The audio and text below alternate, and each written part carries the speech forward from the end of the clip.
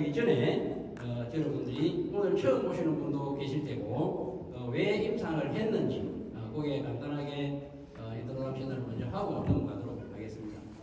제가 연구하는 기본 원리는 자연에 존재하는 물질은 흡수되지 않는다. 그렇게 만들어져 있다. 자연에 존재하는 물질이 흡수가 되면은 우리는 배부르게 먹을 수가 없다. 그래서 그 중에 꼭 필요한 물질을 흡수가 잘 되게끔 해서 일을 하게끔 하면 그런 효과로 이어진다. 이게 제 기본 연구 방향입니다. 그래서 어떤 원료든 저는 흡수를 그러면 어떻게 시킬 거냐. 흡수를 시키는 방법은 여러 가지가 있습니다. 기존에 알려져 있는 방법들은 파이토존, 리포존, 이런 나노, 이런 기름을 활용한다든지 분자 구조를 굉장히 잘게 쪼개서 흡수를 시키려고 하는 반면에 저는 물에 녹여서 흡수를 시키려고 하는 게 제 전략이에요. 녹지 않는 물질을, 기용성 물질을 물에 녹이고 흡수율을 높여서 결국은 흡수율을 높인다는 이야기는 기능을 고도화시킨다는 이야기가 되겠죠. 그 중에서 가장 이 소재 설명이 중요한데 제가 왜 이 극균민을 준비했냐면 어제 제가 안산에 강의를 하러 갔더니 이 앞에 뭐라 그러죠? 배너에 극큐민 논문 16,000대가 있었어요. 그거 만든 지는 약 3년 정도밖에 되지 않았습니다. 근데 지금 몇 편이 논문이 나와 있느냐? 25,000건이 넘어요. 3년 만에 약 9,000건 이상의 논문이 지금도 쏟아져 나오고 있습니다. 그래서 그 이후로 저도 이 극균민을 선택하게 된 거고 여기에 관련되는 연구 결과들은 무궁무진하게 많이 알려져 있죠. 그래서 이 극균민을 제가 선택을 하게 된 가장 근본적인 원인이고 그런데 문제는 자연에 존재하는 물질들은 대부분이 흡수가 안 된다고 말씀드렸어요. 그죠? 옛날 우리 사극을 보면 사약을 먹고 피를 토하고 죽죠. 그죠? 네. 그런 어마어마한 독성을 가진 물질들은 굉장히 흡수가 잘 돼요. 그래서 간에 데미지를 줘가지고 결국은 피를 토하고 죽게 하는 그런 소재들은 간혹 있지만 그 외에는 거의 흡수가 되지 않는다. 그래서 이 흡수를 높이기 위해서 제가 한 게 물에 녹인 거다. 그죠? 물에 녹였는데 지 스스로 녹지는 않아요. 지 스스로 녹아버리면 물질이 변화되겠죠. 그죠? 자기 본연의 물질 구조를 잃어버리기 때문에 극균민이 아닌 거죠. 그래서 저는 스테비올 배당차라든지 또는 감포사포닌이라든지 진세노사이드, 홍삼에 들어있는 이러한 디터전트라 그래요. 일종의 계면활성제죠. 이런 원리를 이용해가지고 대량으로 녹이는데 성공을 해서 이름을 제가 텐큐민 S 플러스, 텐큐민 G 플러스라고 이렇게 이름을 만든 거고 그러면 이게 녹였다고 해서 흡수가 된다는 보장은 없습니다. 물에 녹았다고 해서. 그래서 제가 다양한 물질들이 있어요. 극큐민을 녹일 수 있는 물질들은 굉장히 많습니다. 그런데 그 물질들을 가지고 극큐민 흡수가 잘 되는지 안 되는지를 체크를 해본 결과 흡수가 거의 일어나지 않아요. 유일하게 가장 많이 흡수를 시키는 원료는 스테비올 배당체였어요. 근데 스테비올 배당체 같은 경우에는 한 1000배 정도가 흡수가 더 되는 반면에 이 감초사포닌 같은 경우에는 한 400배. 그럼 왜 이렇게 차이가 나느냐? 원래 그 스테비올 배당체하고 감초사포닌만의 자기들만의 흡수 차이가 이렇게 나와요. 이 차이에 의해서 극균민도 비례하더라고요. 그렇게 해서 S와 G에 대한 이 극균민 흡수력을 봤더니 400배, 이렇게 1000배 이 정도의 효능을 보여주고 이제 흡수가 점점 더 많이 된다는 이야기는 더 많은 양을 녹이기만 하면 흡수가 더 많이 돼. 자동적으로 올라가는 거예요. 자동적으로. 그런데 계속해서 녹이겠지만 또 녹이고 난 상태에서는 계속해서 그에 따르는 효능 평가를 해야 되기 때문에 이 정도에서 스탑을 하고 제가 이 원료를 가지고 임상을 하기 위해서 사전 작업을 하게 됩니다. 그래서 타겟을 어디에다 놓느냐?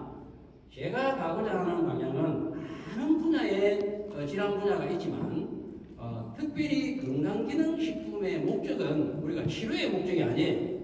예방입니다. 예방. 그죠? 그래서 예방에 가장 좋은 타겟은 뭐냐? 저는 면역이라고 보는 거예요. 자, 암 또는 박테리아, 바이러스 등등을 싸울 수 있는 저는 면역이라고 보고, 면역이 올라가고 내려오고 하는데 결정적인 역할을 하는 게 누구냐? 염증이에요, 염증. 그래서 염증을 잡아주면 자연스럽게 면역이 올라갑니다. 올라가. 그럼 염증은 왜 생기느냐? 활성산소 때문에 생기는 거예요. 그럼 이 활성산소는 누가 잡아줘야 되느냐? 항산화제가 비타민 등등이 잡아주지만 얘들은 외부에서 먹어야 돼요. 근데 우리 몸 안에서 잡아주는 애들은 누구냐면은 항산화 효소야. 그래서 항산화 효소를 높이면 염증이 줄어들고, 염증이 줄어들면 면역이 올라가는 이러한 원리가 딱 정해져 있어요. 여기에 제가 녹인 텐큐민 S 플러스가 맞아 떨어지느냐? 그거를 먼저 전 임상 대장암 모델을 가지고 실험을 한 거죠. 여기 보시면 주황색이 있고 노란색이 있고 초록색이 있다, 그죠? 저 주황색은 기본적으로 면역의 숫자예요. 근데 이게 면역이 떨어집니다. 모델을 암이 걸린다든지 여러 가지가 항암을 한다든지 하면은 이렇게 주황색으로 떨어져, 노란색으로. 그런데 여기에다가 텐큐민 S 플러스를 처리를 했더니 다시 회복이 되더라는 거예요. 그래서 면역을 보고, 그럼 이 면역이 올라갔을 때 과연 치료 효과하고 이렇게 연동이 되느냐 봤더니, 자, 오른쪽에 그림을 보시면, 이 푸른색으로 되어 있는 이 그래프는 계속해서 암이 성장해가는 그래프예요. 그럼 스타트를 어디에서 했느냐면 좀 50하고 0 사이 있죠, 그죠? 저게 암의 사이즈입니다. 암의 사이즈. 그래서 20 암은 가로 세로 높이를 이렇게 단위를 쓰기 때문에 큐빅이라는 단어를 써요. 큐빅, 맥 큐빅이 암 사이즈예요. 그래서 20 큐빅을 가지고 시작을 했는데 계속 성장을 해가. 그런데 밑에 초록하고 빨간은 뭐냐? 텐큐민 S 플러스하고 텐큐민 G 플러스를 같이 먹였더니 암이 성장을 하지 않더라는 거예요. 그런데 자, 20큐빅보다 훨씬 더 130큐빅의 사이즈를 더 암을 키워서 먹였더니 효과가 없어요. 그럼 무슨 이야기냐? 크면은 엄청나게 큰 우리가 보행 암은 줄이기가 어렵다. 줄이기가. 근데 우리가 일반 상식적으로 생각하면, 자, 병원에 갔더니 항암제가 있어. 근데 그 항암제를 맞으면 또 다른 약이 있어. 그 약을 먹으면 우리는 치료가 될 거라고 생각하잖아, 그죠? 그런데 엄밀히 따지면 여기에 계신 모든 사람들에 대한 임상이에요. 왜 임상인 것 같아요?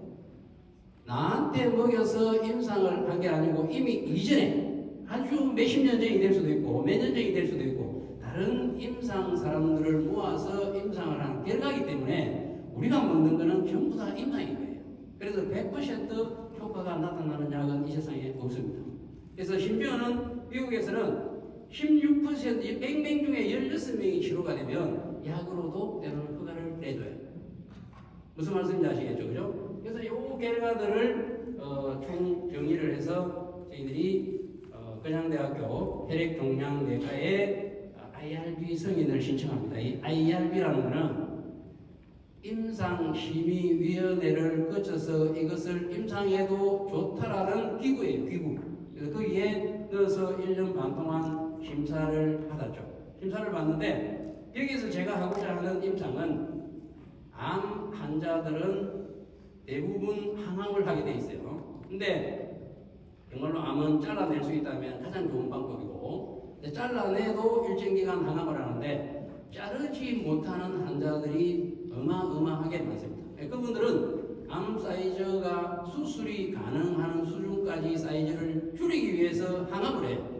근데 1차 항암을 하고 대부분 항암제가 듣지 않습니다. 그 다음에 또 항암제를 바꿔요. 그럼 2차 또 항암을 하는 거예요. 계속 임상을 하는 겁니다. 그러다가 또 3차 또 항암제를 또 바꿔요. 그러다가 우리는 결국은 사망에 이르는 그런 경우들이 많죠. 그래서 제가 이 혈액종양내과에서 항암을 하는 분들의 면역이 계속 뒷받침되어주면 항암을 끝까지 할 수 있는 거예요. 근데 항암을 하다가 중단되는 경우가 계속해서 암을 때리면 암이 내성이 생길 수밖에 없어요. 그럼 그때는 약이 없습니다. 약이. 근데 그래서 활성 변화가 어느 정도 일어나는지를 보려고 했는데 이 활성 변화만 사실은 보려고 했는데 어떻게 이제 임상을 우리가 이제 했느냐면 이 모식도를 한 번 더 설명을 드리면 먼저 마이너스 1이 있고 쭉 하게 숫자가 올라갑니다. 마이너스 1은 항암을 하기 전 단계예요. 이럴 때 혈액을 뽑아요. 그 사람의 면역을 봅니다.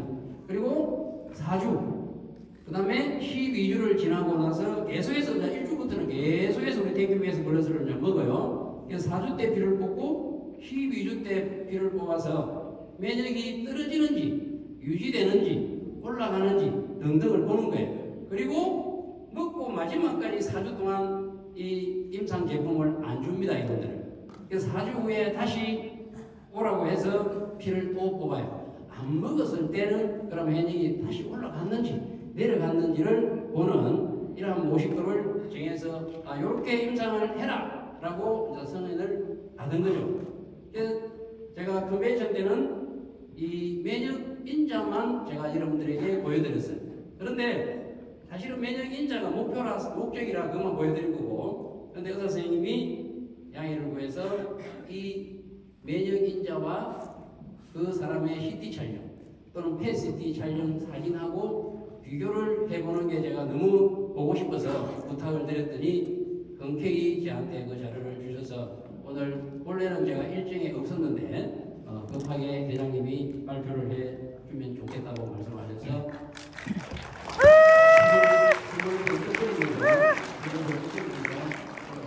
자, 지금부터 이제 보여드릴 텐데 이게 보면은 우리가 면역 세포에는 선천 면역이 있고 불천 면역이 있어. 좀 어렵지만 자, 쉽게 그냥 이런 게 있구나 정도로만 이해를 하세요. 선천 면역이라는 NK 세포, 자연살해 세포 많이 들어보셨어요? NK 세포는 앞만 보면은 달라들어서 암을 때려 죽여요. 앞만 보면. 그 다음에 제일 밑에 CTL이 있죠. CTL. 영어로 CTL 적혀 있죠. 그죠? 얘도 앞만 보면은 잡아 죽이려고 하는 거야. 그런데 이 CTL은 누가 도와주느냐 하면은 TH1 무슨 약이냐면 T 헬퍼 1 뜻이에요. 도와주는 면역세포예요.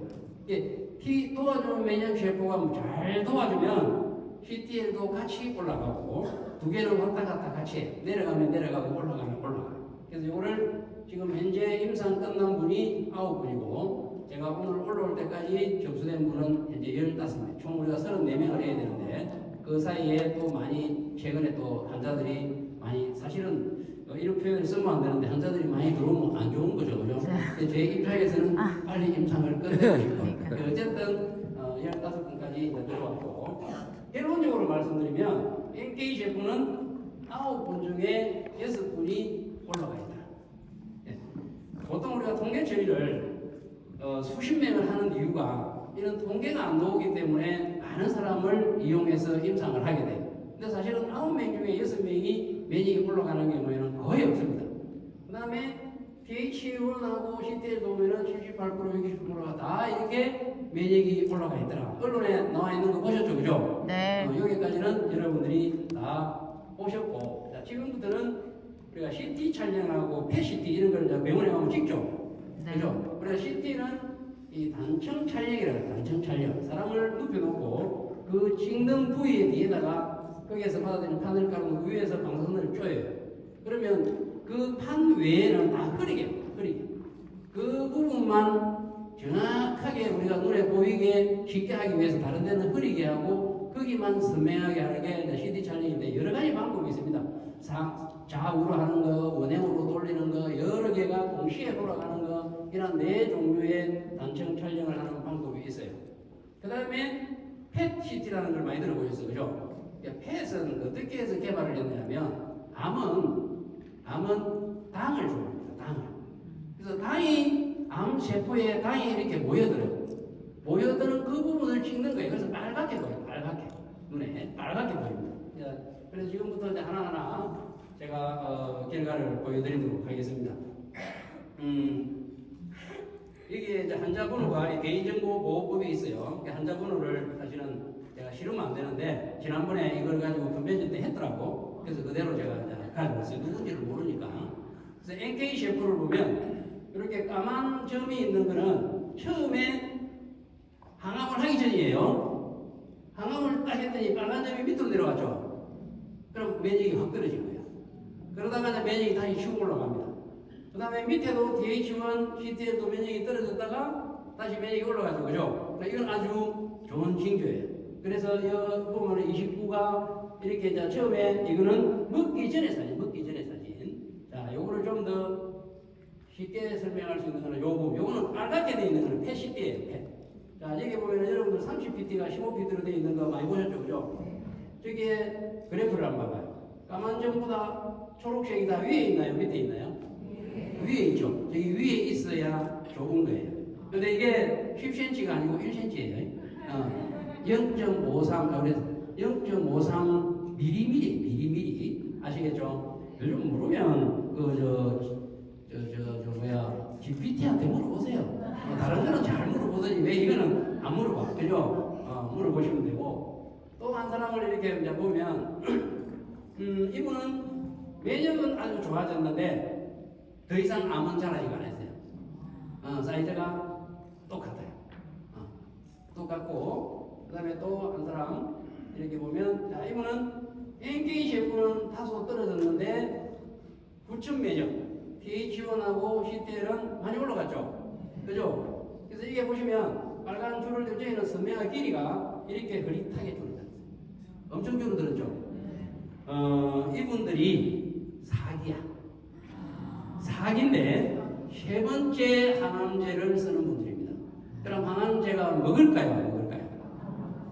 안 먹겠죠. 그죠? 그래서 이 텐큐미데스 플러스를 같이 먹였더니 이렇게 줄어들더라는 거예요. 일반적으로 암이 잘 안 줄어듭니다. 모양은. 자, 우리가 혈액암은 덩어리가 있어요, 없어요? 혈액은 적혈구, 백혈구, 혈소판 수치가 떨어져서 우리가 계속 혈액을 팔아줘, 그죠? 근데 우리가 병원에 가면 못 먹게 해요. 면역증강제를. 그런데 왜 먹어야 되느냐면, 자, 그 면역억제제를 집어넣으면 정상세포의 면역까지 바닥에 떨어져 버려요. 그래서 그 정상세포를 올려줘야 되는 거야. 무슨 이해가 됩니까? 그래서 면역증강제를 먹어야 되는 거예요. 면역증강제를. 자, 또 한 번 보겠습니다. 자, 이분은 면역이 굉장히 올라갔다가 NK는 좀 떨어졌는데 그 나머지 부천 면역은 굉장히 상태가 좋아요. 이것도 더 이상 그분들이 이 스펙트럼에 대해서 하나하나 코멘트를 해놨어요. 그래서 영어로는 reduce라고 적혀요. reduce가 뭐냐면 줄어들었다라는 이야기예요. reduce, 줄어들었다. 그렇게 코멘트가 되어 있고, 이 부분을 한번 보세요. 면역은 이분은 사기 중에서도 거의 말기라고 보시면 돼요. 그런데도 면역은 떨어져 있지 않아. 다 올라갔어. 이 새까만 게 전부 다 암입니다. 전부 다. 그래서 제가 그 동물 실험에서도 사이즈가 컸을 때 효과가 있다 해서 어땠어요? 사이즈가 크면 효과가 떨어지는 거예요. 효과가. 그래서 이게 굉장히 많이 커져 있는 것을 알 수가 있고, 그 와중에도 요거는 임파선에 전이된 건데 거의 없어져 버렸어요. 요거는 작아. 저 하설도 빨갛게 돼 있죠. 조금이 작으니까 거의 사라져 버렸어요. 이 면역을 한번 봐봐요. 면역이 굉장히 좋죠. 그죠? 우상향이 좋은 거야. 우상향이. 그래 점 3개를 놓고 까만 점, 빨간 점, 초록색 점 3개를 놓고 우상향으로 가면은 굉장히 좋은 거다. 요 같은 경우에도 이거는 사실은 이렇게 선천 면역은 좀 부천 면역이 떨어졌는데도 불구하고 그 코멘트에 보면은 리듀스가 되어 있어요. 줄어들었다. 근데 여기 보면은 살짝 하나 뭐가 있어요. 제가 볼 때는 새로 생긴 것 같아요. 요 가운데 보이나요? 여기 보면 살짝 뭔가 흐릿하게 있죠, 그죠? 이런 것들은 또 새로 생길 수도 있지 않았을까. 자, 그 다음에 자, 이분은 제가 이런 슬라이드를 보여주면